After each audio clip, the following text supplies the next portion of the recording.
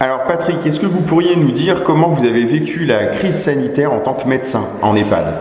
Alors, en tant que médecin en EHPAD, ce qui nous a fait, je vais dire nous parce que c'est une équipe. Quand on travaille en EHPAD, on travaille en équipe. Quand on travaille en médecine libérale, on travaille aussi en équipe. Mais dans une EHPAD, c'est vraiment l'équipe qui compte et l'équipe qui fait marcher la machine. Donc moi, ce qui m'a le plus choqué, je pense que d'autres personnes de l'EHPAD seront d'accord avec moi, c'est la discordance complète qu'il y avait entre le discours gouvernemental et la réalité des faits. C'est-à-dire, si j'étais méchant, je dirais que les hommes politiques nous mentaient, et si je suis gentil, je dirais qu'ils sont simplement discordants. Ils vous mentaient sur les masques et les tests disponibles, c'est ça? Ils nous mentaient en nous disant « la France est prête ». Ça, on l'a entendu ce discours, la France est prête. On l'a bien entendu. Oui. Et par contre, quand l'épidémie est arrivée et qu'on a été touché, quand on a dû appliquer les mesures sanitaires que le gouvernement nous a imposées, nous nous sommes rendus compte que la France n'était pas prête. Et en particulier, les EHPAD avaient très peu de moyens. On avait un petit stock de masques d'avance, on avait du stock de gel hydroalcoolique d'avance, on avait fait des commandes, mais pour recevoir les commandes, c'était plus difficile. Les transports ne fonctionnaient pas correctement. Et puis surtout, il y avait de la demande. Et est-ce que vous avez eu accès à des tests pour pouvoir confiner spécifiquement les personnes qui La France, c'est un des grands défauts de la politique française, c'est peut-être même le grand défaut, c'est que la France n'a pas testé, et n'a pas su tester surtout au début d'épidémie. La France est restée les mains dans les poches, enfin le gouvernement français les mains dans les poches en attendant que le coronavirus nous arrive sur la figure. Oui, alors qu'en fait, si je ne me trompe pas, le coronavirus, on savait qu'il viendrait dès le mois de novembre. Alors, novembre c'est un petit peu tôt. De mémoire, la Chine a alerté l'OMS le 31 décembre sur l'épidémie de SARS-CoV-2. L'OMS a lancé son avis dans la semaine qui a suivi et le premier décès français doit être le cas français le 24 janvier. Donc ce qui veut dire déjà on avait presque 4 semaines pour se préparer. Rien n'a été fait. Quand les premiers cas sont arrivés, avant que l'épidémie, parce que le premier cas d'épidémie c'est un cas sporadique, le deuxième stade ce sont les foyers. Et le troisième stade, c'est l'épidémie. Donc, hors contrôle. Et donc, quand l'épidémie est arrivée en France, la France n'a pas changé sa politique. C'est-à-dire qu'elle a grillé 3-4 semaines et ensuite elle a grillé du 24 janvier, 24 février jusqu'au 12 mars, elle a grillé. Le gouvernement ne s'est absolument pas inspiré des bonnes pratiques qui nous avaient été communiquées en provenance de Taïwan ou de Corée du Sud. Non, ils ne sont pas du tout inspirés. Et c'est très dommage parce que même l'OMS, l'OMS n'a pas été toujours brillante, mais l'OMS avait dit très tôt qu'il fallait tester. D'accord. Tester. Et à quoi vous attribuez justement cette passivité gouvernementale? C'est la suradministration qui crée des blocages Alors je crois que la France est un pays très centralisé. Nos gouvernants sont toujours formés au centralisme. Et en fait, ils se sont emparés de l'épidémie, ou de la gestion de l'épidémie, et ils ont mis complètement de côté les autres acteurs de terrain.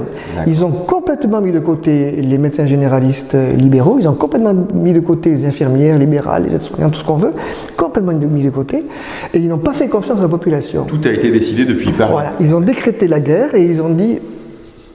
Macron a dit je suis le chef de guerre et tout passe par moi. Mais non, dans la vraie vie c'est pas comme ça. Voilà. Est-ce qu'il y a des pays européens qui, parce que ce que vous décrivez c'est ce qu'on appelle la subsidiarité, c'est le fait de laisser les régions décider en partie ce qui est le plus adapté pour leur cas sanitaire. Est-ce qu'il y a des pays européens qui nous entourent qui ont fonctionné comme ça?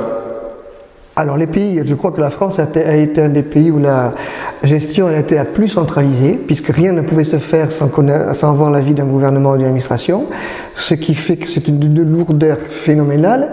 Et on prend un retard extraordinaire dans la décision. Et puis les processus administratifs en temps, on va dire, de paix, puisqu'il paraît que c'était la guerre, en temps de paix, ne sont pas du tout adaptés à un processus d'une épidémie qui va à la vitesse d'un cheval au galop. C'est pas possible. C'est ça. En fait, il faut le temps que les ordres de Paris redescendent en région. Voilà, les pays, et puis il faut aussi qu'ils trouvent qu'est-ce qu'ils vont dire, qu'ils consultent les scientifiques, qu'ils consultent un truc, et qu'après ils font quelque chose. Pendant ce temps, nous sur le terrain, bon, heureusement on agit, vous n'avez pas entendu, hein. Heureusement on agit. Alors pour reprendre la question que vous m'avez posée, les pays qui ont pris une gestion à la française ont de mauvais résultats, par exemple l'Italie ou l'Espagne, l'Angleterre aussi. Par contre, les pays qui ont pris une gestion beaucoup plus souple et réactive, comme l'Allemagne, plus locales en fait. Voilà, comme l'Allemagne ou le Portugal ont des résultats qui sont bien meilleurs. L'Allemagne, je ne sais pas posé de question. Quand l'épidémie est arrivée en Allemagne, Angela Merkel a dit fabriquer des tests, elle a dit à tous les laboratoires, vous pouvez fabriquer des tests, tester les gens, faites des tests, fabriquez des tests, allez-y. Et l'industrie allemande est une industrie très performante, donc ils ont fait les tests. Ils ont pu s'adapter. En France, non. En France, au départ, il y avait quelques laboratoires qui étaient autorisés à faire des tests super agréés, etc. Évidemment, il n'y en avait pas assez. Et donc, ça n'était pas du tout la réaction. Pour les solutions hydroalcooliques, c'était pareil. Hein. Les pharmaciens, au début de l'épidémie, n'avaient pas vraiment fabriqué. Il n'y avait que quelques entreprises qui pouvaient fabriquer du gel hydroalcoolique.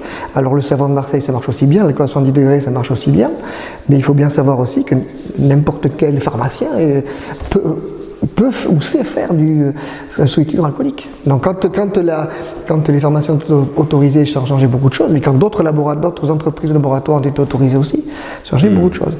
Les réactions administratives ne conviennent pas du tout aux situations d'épidémie. Pas dans une situation d'épidémie, il faut réagir vite. D'accord. Et il y a une chose dont il faut être conscient, les médecins sont habitués à réagir vite. C'est-à-dire que nous avons...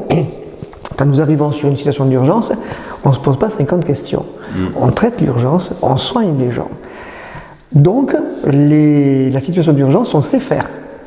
Et le fait de nous avoir, je dis nous, médecins, infirmières, etc., tous les gens de terrain, privés et mis sur la touche, ça a considérablement aggravé, pour moi, le bilan de l'épidémie en France. Donc en fait, si le gouvernement avait plus fait confiance aux individus, le résultat aurait certainement été meilleur. Oui, s'il avait fait confiance aux professionnels, aux gens de terrain, aux citoyens, le résultat aurait été meilleur. Bon, bien sûr. Très bien.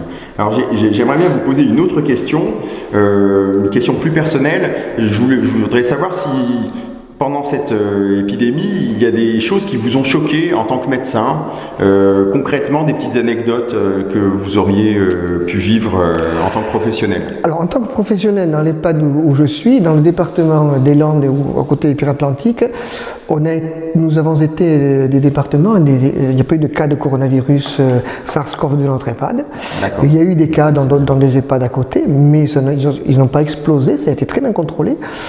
Et dans le département, on était peu touché. Donc, dans mon département, au point de vue médical, des éléments qui m'ont choqué, non. Mais ce qui a été, on va dire, moralement pénible, c'est d'enfermer les personnes âgées. C'est-à-dire que, je m'explique, la France, on a confiné tout le monde. Même les gens qui n'avaient pas de risque, ou peu de risque, au mépris de leur responsabilité individuelle, au mépris de droit de propriété, on a fermé tout le monde. Contrairement à ce qui s'est fait en Asie, où c'était plutôt un confinement volontaire. Voilà, volontaire. Alors que toute la population avait été testée et chacun choisissait individuellement. C'était volontaire, disons, mais ce qui s'est passé en Asie aussi, c'est que les cas positifs ont été mis à part. Ça veut dire qu'on a exclu les malades de la société pour pas qu'ils contaminent les gens. Ça, c'est normal. On fait toujours ça. En fait, c'est ce qui se fait depuis toujours. Depuis toujours. En France, quand il y a une épidémie, on confine les malades et pas les gens bien importants. Voilà, exactement. Surtout quand on confine tout le monde, on savait, comme on n'a jamais testé, on ne savait pas qui était malade et qui n'était pas malade, on a mélangé tout le monde. C'est pas très malin. D'accord. Donc pour revenir à les personnes âgées, le gouvernement leur a littéralement volé une tranche de leur vie. Je ne sais pas si vous comprenez. Vous êtes quelqu'un, vous avez, on va dire 90 ans, ça doit être un moyenne d'âge, on ne pas peut-être 90 ans. Vous avez, on va être optimiste, vous avez quelques années à vivre quand même, hein, vous avez 2-3 ans, 4, bon. On vous confine 2 mois. Si vous avez Un an à vivre, c'est un sixième de votre vie. C'est énorme. Quand vous avez 60 ans, c'est comme si on m'avait enfermé moi pendant 10 ans. Ouais, T'imagines? c'est ça, oui, Alors les personnes âgées ont beaucoup de mal, je les comprends. Oui, et On puis, les a privées de leurs en proches. plus, avec une interdiction de visite de la famille. Oui, Et oui. on sait, Alors, je suppose, je vous demande c'est en sûr. tant que médecin, c'est vrai que ce qui maintient en vie une personne âgée, c'est aussi les visites familiales. Oui, quand les visites familiales ont repris, ils ont ressuscité. Hein. Voilà. Cela dit, c'est sûr qu'il faut les protéger, mais on ne peut pas, ils sont quand même libres de choisir la vie qu'ils veulent avoir.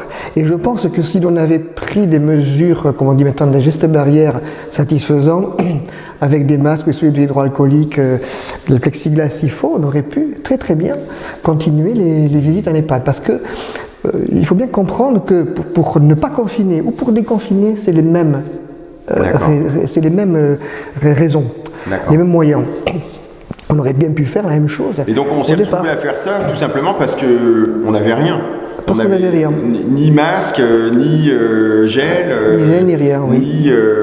Ni système pour éviter la contamination en quantité suffisante. Ouais. C'est ça, on n'avait pas. Donc en fait, c'est une improvisation. Donc on n'était pas prêts. Voilà. On n'était pas prêts. Et oui, parce que ils ont cédé totalement. Nous avons été gouvernés de manière totalement irrationnelle. On a l'impression que personne s'est assis autour de la table en disant bon, qu'est-ce qu'on peut faire? On a vraiment l'impression que c'était pas ça. On a vraiment l'impression que c'est l'émotionnel ou l'irrationnel qui a gouverné ce pays.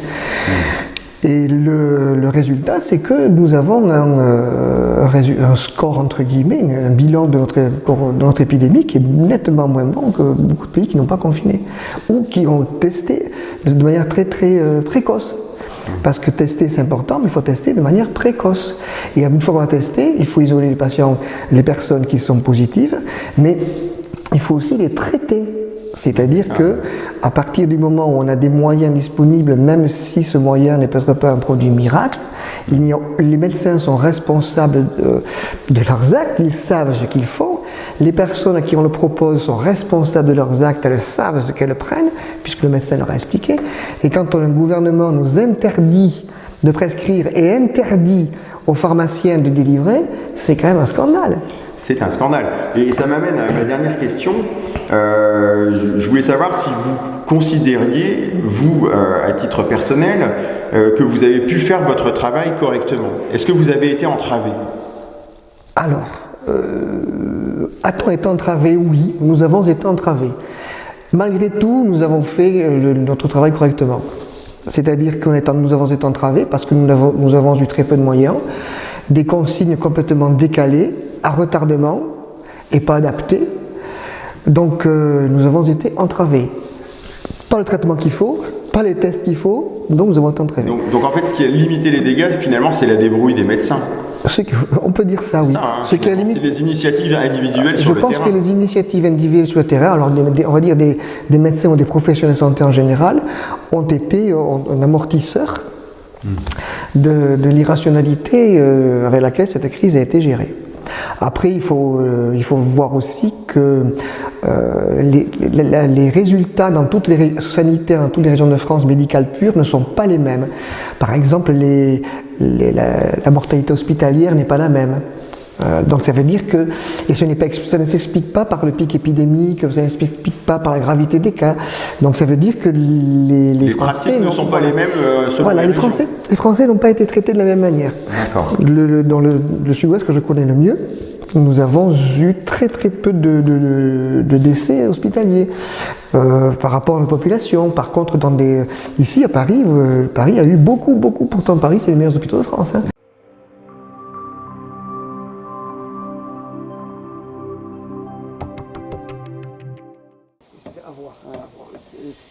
C'est beau, hein.